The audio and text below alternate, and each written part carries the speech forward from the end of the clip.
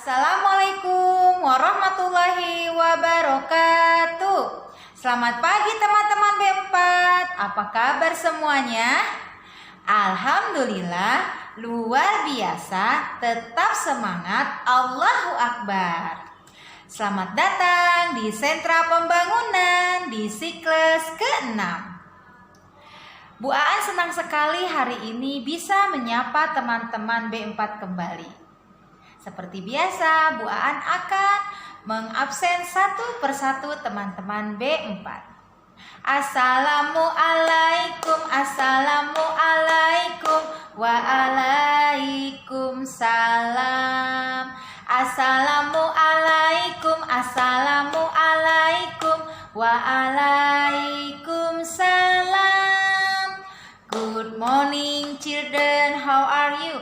Just fine. Good morning, children. How are you? Just fine. Good morning, children. Good morning, teacher. Good morning, everybody. How are you? Just fine. Nah, teman-teman, sekarang Bu Aan mau menyebutkan namanya. Kemudian, jika yang disebutkan namanya, teman-teman menjawab just fine. Artinya Bu Aan bertanya, apa kabar, Afifah? Just fine, artinya baik-baik saja. Oke? Iya, baik, kita mulai dari Afifah ya. Good morning, Afifah. How are you? Oke. Good morning, Albi. How are you? Good morning, Alea. Good morning, Alexa. Good morning, Alia. How are you? Good morning, Deva. How are you? Good morning, Eljafran. How are you? Good morning, Gian. Good morning, Kanaya. Good morning, Sadat. How are you? Good morning, Sahi. How are you? Good morning, Shafiq. How are you? Good morning, Arya. Good morning, children. Good morning, everybody. How are you? Just fine. Oke teman-teman, alhamdulillah dalam keadaan sehat walafiat. Siapa tahu sekarang hari apa? Hari apa teman-teman? Ya betul, hari ini hari Senin. Kita sebutkan hurufnya ya. S, E, N, I, N. Dibaca Senin. Tanggal berapa? 12 Oktober. Oktober itu urutan keberapa? Ke-10 atau bulan 10 tahun 2020.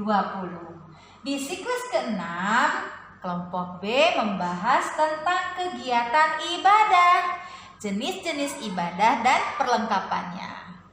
Teman-teman pasti sudah tahu ya, ibadah kita yang kita laksanakan satu hari satu malam itu namanya apa ya? Iya, sholat. Teman-teman kita bernyanyi dulu ya. Tegakkan sholat yang 5 waktu, sholat subuh 2 rakaatnya, sholat maghrib 3 rakaatnya, zuhur, asar, dan isya 4 rakaatnya. Nah teman-teman, nanti Bu Aan akan bahas lebih lengkap lagi di TFE-nya. Namun sebelum kita mulai kegiatannya, mari kita bersama-sama berdoa terlebih dahulu. Bila aku bertanya, Allah ada di mana? Allah pun berkata, aku dekat di hati. Allah senantiasa dekat dengan hambanya, mengabulkan doa siapa yang meminta pasti Allah akan kabulkan. Teman-teman B4, Bu Aan, Mama Papa semua meminta. Sikap berdoa, doa mulai. Bismillahirrahmanirrahim. Rabbi zidni ilman warzuqni fahman. Ya Allah, tambahkanlah ilmuku dan berikanlah kefahaman kepadaku. Amin. Baik teman-teman, selanjutnya Bu Aan akan menyampaikan tentang pengertian ibadah. Ibadah merupakan taat kepada Allah Subhanahu wa Ta'ala dengan melaksanakan perintahnya melalui lisan para rasulnya. Ibadah juga merupakan pelaksanaan yang mencakup seluruh yang dicintai dan diridhoi oleh Allah Subhanahu wa Ta'ala, berupa perasaan, ucapan, dan perbuatan yang zahir maupun yang batin. Macam-macam ibadah. Ada berapa ya macam-macam ibadah? Ya, macam-macam ibadah ada 8. Yang pertama, sholat. Yang kedua, puasa. Yang ketiga, zakat. Yang keempat, haji. Yang kelima, berkata jujur. Yang keenam, melaksanakan amanah. Yang ketujuh, berbakti kepada kedua orang tua. Dan kedelapan, bersilaturahmi atau menyambung persaudaraan. Nah, yang topik yang akan kita bahas di siklus ke-6 adalah mengenai sholat. Kita akan bahas tentang pengertian sholat. Pengertian sholat adalah merupakan suatu ibadah wajib yang terdiri dari ucapan dan perbuatan yang diawali dengan takbiratul ihram dan diakhiri dengan salam dengan rukun dan persyaratan tertentu. Kemudian sholat adalah rukun Islam yang paling utama setelah syahadat. Sesungguhnya orang yang mendirikan sholat adalah orang yang mendirikan bangunan agama Islam pada dirinya. Sholat adalah tiang agama, seperti pada sebuah hadis Rasulullah SAW, as-sholatu imaduddin. Kemudian ada syarat wajib sholat. Ada syarat apa saja yang wajib kita penuhi untuk melaksanakan sholat? Yaitu yang pertama, muslim yang beragama Islam tentunya. Nah teman-teman, kita bersyukur kita dilahirkan menjadi orang Islam. Yang kedua, berakal sehat. Artinya dia itu sehat dan tidak gila. Nauzubillah ya, kita selalu dalam keadaan sehat dan berakal sehat. Kemudian baligh, artinya sudah dewasa, batasnya baligh. Kemudian 4, suci dari hadas kecil dan hadas besar. Yang kelima, sadar yaitu tadi sama seperti dia tidak gila. Kemudian ada syarat sahnya sholat. Yang pertama, telah masuk waktunya sholat. Nah, terdengar dari suara apa teman-teman? Betul, ada suara azan berkumandang, itu tandanya waktu sholat.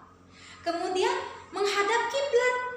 Teman-teman pasti sudah tahu kita sholat wajib menghadap kiblat. Kemudian menutup aurat. Nah, untuk teman-teman yang anak perempuan kita menggunakan mukena. Nah, untuk anak laki-laki menggunakan baju koko dan celana panjang atau sarung. Kemudian suci badan, tempat sholat dan pakaian yang digunakan suci dari najis, ya, dari kotoran hewan, kotoran manusia dan lain-lain. Kemudian mengetahui tata cara pelaksanaan sholatnya. Nah teman-teman, waktu di siklus ke-5 kemarin telah melaksanakan kegiatan berwudu dan telah melaksanakan kegiatan sholat. Nah semoga di siklus ke-6 ini teman-teman tambah sholatnya. Kemudian ada juga nama-nama waktu sholat. Nah teman-teman, waktu sholat itu ada berapa dalam satu hari satu malam? Betul, ada 5 kali. Apa saja ya? Iya, ada sholat subuh, kemudian zuhur, asar, maghrib, dan isya. Nah, kalau subuh adalah sholatnya diawali ketika fajar akan muncul. Kemudian zuhur ketika matahari telah tergelincir ke arah barat. Nah, kalau sholat asar dilaksanakannya ketika matahari telah tergelincir ke arah timur. Nah, kalau yang Maghrib diawali sesaat setelah matahari terbenam atau berakhir. Nah, kalau Isya, pelaksanaan sholatnya setelah waktu maghrib yang ditandai dengan hilangnya cahaya merah dari langit. Teman-teman, itu tadi tentang sholat, pengertian sholat, syarat wajib sholat, dan syarat sahnya sholat. Kemudian yang terakhir, ada perlengkapan yang harus kita persiapkan jika kita mau sholat. Yang pertama ada mukena. Nah, yang untuk anak perempuan, bunda, mama itu menggunakan mukena. Kemudian ada sajadah. Kemudian untuk laki-laki menggunakan peci. Iya. Kemudian ada baju muslim untuk laki-laki ya, bajunya panjang, celananya panjang.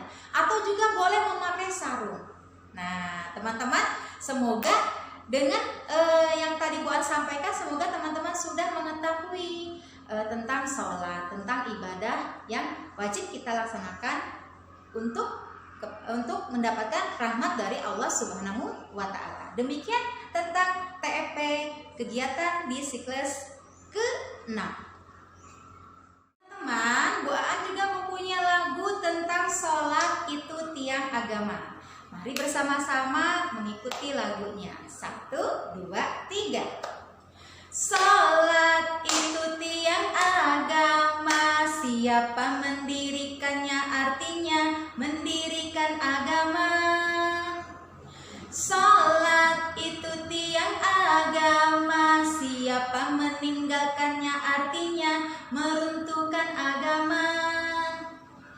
Mari kita tunaikan sholat, kepada yang taat pasti Allah suka. Mari kita dirikan sholat, kepada yang taat Nabi juga suka. Nah, lagunya mudah kan? Kita nyanyi sekali lagi ya. Sholat itu tiang agama, siapa mendirikannya artinya mendirikan agama. Sholat itu tiang agama, siapa meninggalkannya artinya meruntuhkan agama. Mari kita tunaikan sholat, kepada yang taat pasti Allah suka. Mari kita dirikan sholat, kepada yang taat Nabi juga suka. Nah, teman-teman bisa mengulangnya kembali nanti bersama ayah dan bunda. Teman-teman, kegiatan selanjutnya di sentra pembangunan siklus ke-6 adalah membangun sebuah bangunan masjid dengan benda-benda yang ada di rumah dan mengelompokkan benda-benda berdasarkan warna. Bu Aan akan memberikan contoh untuk membangun sebuah bangunan masjid. Tolong disimak ya dan dilihat contohnya. Yang pertama, Bu Aan membutuhkan tiang kanan kiri untuk sebuah bangunannya, untuk pagar pintu gerbang depan masjid. Kemudian Bu Aan butuh gapura. Kemudian sebagai ikon sebuah masjid adalah ada kubahnya ya teman-teman.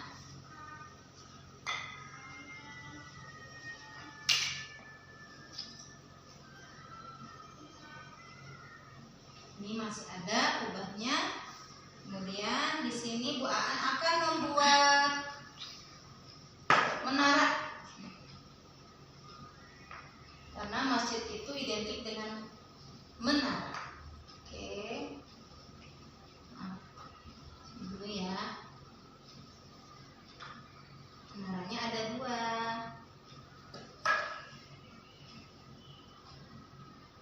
Oke.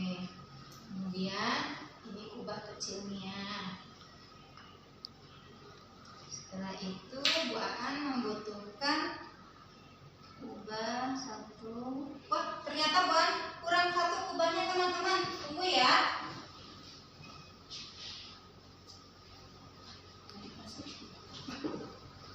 Wah, ternyata kubahnya kurang. Kalau di sini ini kubahnya yang kecil aja ya teman-teman. Yang kubah pipinya ada 2. Kemudian untuk aksesorisnya Bu An akan memberikan tiang lampu. Ceritanya di tiang lampu. Tiang lampunya berwarna kuning.